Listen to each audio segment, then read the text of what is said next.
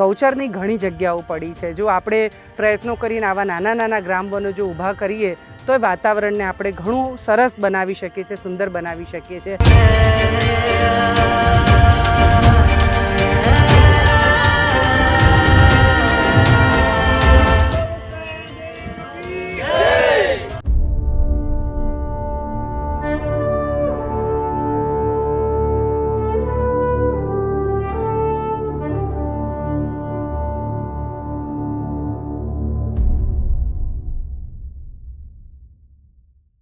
છોડમાં રણછોડ એવું પરમ પૂજ્ય પાંડુરંગ દાદાએ વર્ષો પહેલાં કીધેલું અને ગામે ગામ વૃક્ષ મંદિરોનું નિર્માણ થાય માટેની આખી એક પ્રકલ્પના એક મુહિમ એમણે ચલાવેલી. એ અંતર્ગત ઘણું કામ થયું, પણ વચ્ચે ક્યાંક પાછું બધું સ્ટોપ થયું હોય એવું આપણને દેખાય. આ તો દાદાએ શરૂ કરેલી સ્વાધ્યાયની પ્રવૃત્તિ અંતર્ગત ક્યાંક ને ક્યાંક હજી પણ થતું હશે.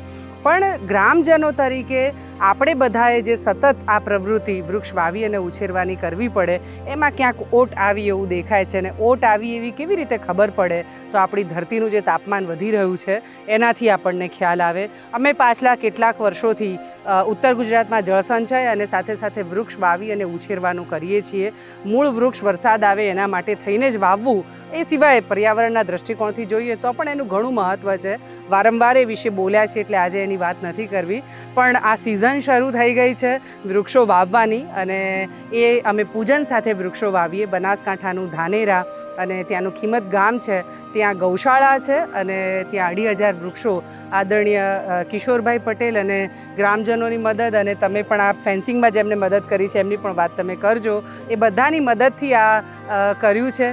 ગામે ગામ ગૌચરની ઘણી જગ્યાઓ પડી છે. જો આપણે પ્રયત્નો કરીને આવા નાના નાના ગ્રામ વનો જો ઊભા કરીએ તો એ વાતાવરણને આપણે ઘણું સરસ બનાવી શકીએ છીએ, સુંદર બનાવી શકીએ છીએ. મેં પૂજન કરીને પીપળો વાવ્યો છે.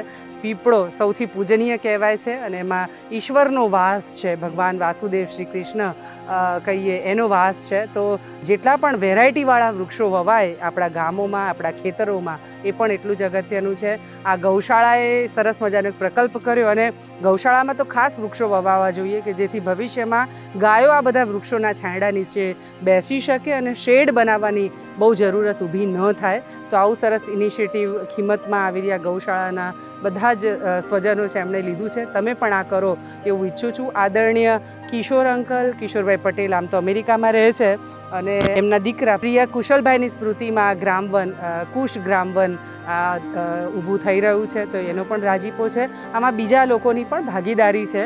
તો આ તાર ફેન્સિંગ માટે કોણે મદદ કરી છે? અમૃતભાઈ વિલચન, બેંગ્લોર. બરાબર છે, એમણે હેલ્પ કરી છે. બરાબર છે. આમ તો આપણે એવું કહીએ કે અનેક લોકો જો જોડાયા બધા કાર્યોમાં તો ઘણું બધું કામ થઈ શકે. ઘણું કામ થઈ શકે. એમાં આપણા બાપ દાદા આપણને કહેતા કે આટલી બધી પહેલાં ગરમી 40-45 ડિગ્રી પહેલાં ગરમી આપણે ના પડતી, અને હાલના જમાનામાં આપણે હાલની વર્તમાનમાં 40-45 ડિગ્રી આપણે એસીની અંદર હવા ખાઈએ તો બી આપણે અનુકૂળ આવતી નથી, કારણ કે આપણે વૃક્ષો દિવસે દિવસે ઓછા થતા જાય. એટલા માટે જો પહેલી સવારે આપણે જો પહેલ કરીએ તો આપણે વરસાદ પણ અનુકૂળ આવે. જો વરસાદ લાવવો હશે તો વૃક્ષ જોશે, વૃક્ષ વાવો અને વરસાદ લાવો. જય માતાજી. બસ આજે નાનકડી શોભાયાત્રા ગૌશાળાનું મુખ્ય જે દ્વાર છે ત્યાંથી આજે આ પ્લાન્ટેશન થયું છે ત્યાં સુધી અમે કર્યું, અને સરસ વૃક્ષો વાવ્યા છે. આવતા 1 વર્ષમાં તો ઘણા સરસ થઈ જશે. વળી પાછા આપણે બધા મળતા રહીશું, પણ ગામે ગામ વધારેમાં વધારે વૃક્ષો વવાય એવું ઈચ્છીએ છીએ. આ બધા જેટલા જાગૃત છે એટલે આજ વૃક્ષ ઉછેરમાં સૌ સાથે રહ્યા.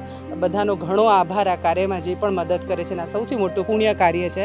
તમે સૌ પણ જોડાઓ અને મહત્તમ વૃક્ષો આપણે વાવીએ.